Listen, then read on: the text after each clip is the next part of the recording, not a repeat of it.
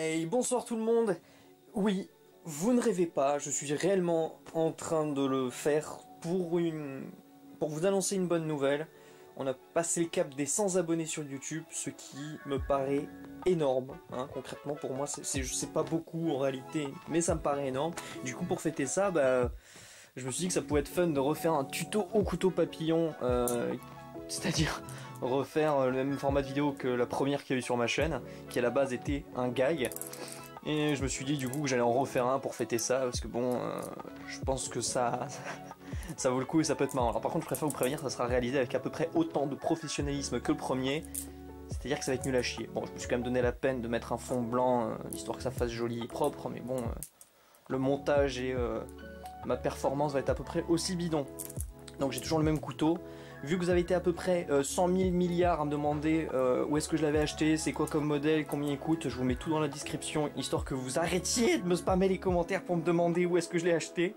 Je vous mettrai 3 sites, comme ça vous avez les références et vous pouvez le commander en fonction du prix ou de la confiance que vous accordez au site.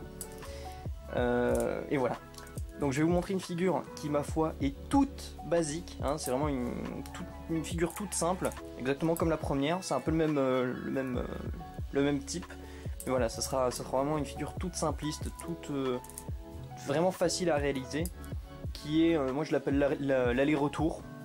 Après je sais pas quel est son nom réel, mais moi je l'appelle l'aller-retour. Donc vous prenez votre couteau comme d'habitude avec la partie qui n'a pas la sécurité, histoire d'éviter de vous couper, hein, ça je vous l'avais déjà expliqué dans la première vidéo. Vous le jetez à droite, donc il va revenir comme ça, enfin à droite ou à gauche si vous êtes gaucher. Donc il va revenir comme ça sur le devant de vos doigts, vous le faites passer à gauche, donc il va revenir devant, et vous le faites revenir. Et hop, voilà, il est ouvert. Donc pareil pour le refermer, un coup à droite, un coup à gauche, et on fait revenir. Donc, alors je vais essayer de m'incliner de façon à ce qu'on voit mieux. Un coup à droite, un coup à gauche, et on revient.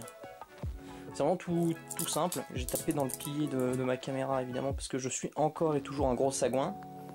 Donc, à droite, à gauche, et on revient. Bon là j'ai un peu chié. Voilà, donc on revient sur le devant des doigts, on retape histoire de venir encore une fois devant et on referme. C'est une figure toute simple, toute bête. Donc tac, tac, tac. Un aller-retour parce que voilà, un coup à droite, un coup à gauche, et voilà. Donc voilà, c'est tout simple. C'est vraiment basique. J'ai jeté ça comme un sagouin. Mais voilà, au moins comme ça, il y a un deuxième tuto au couteau papillon sur la chaîne pour fêter les 100 abonnés. Je vous remercie beaucoup. Alors, je sais que celle-là, parmi les 100 abonnés, il doit y en avoir à peu près 20 qui sont abonnés pour le tuto au couteau papillon, peut-être 15 ou 10, donc ça n'intéressera pas tout le monde. Mais voilà, au moins comme ça, pour ceux que ça intéresse, vous l'avez. Et pour ceux que ça n'intéresse pas, qui sont là principalement pour les autres vidéos sur Gmod ou Payday 2, je sais pas si je ferai une vidéo à côté pour vous remercier, un truc tout con avec un gameplay tout naze comme le font tous les autres youtubeurs. Mais voilà, au moins comme ça, j'ai remercié tout le monde, j'espère que ça vous plaira et vous avez enfin vos références pour pouvoir vous acheter le même couteau si vous intéresse. Merci beaucoup et passez une bonne soirée.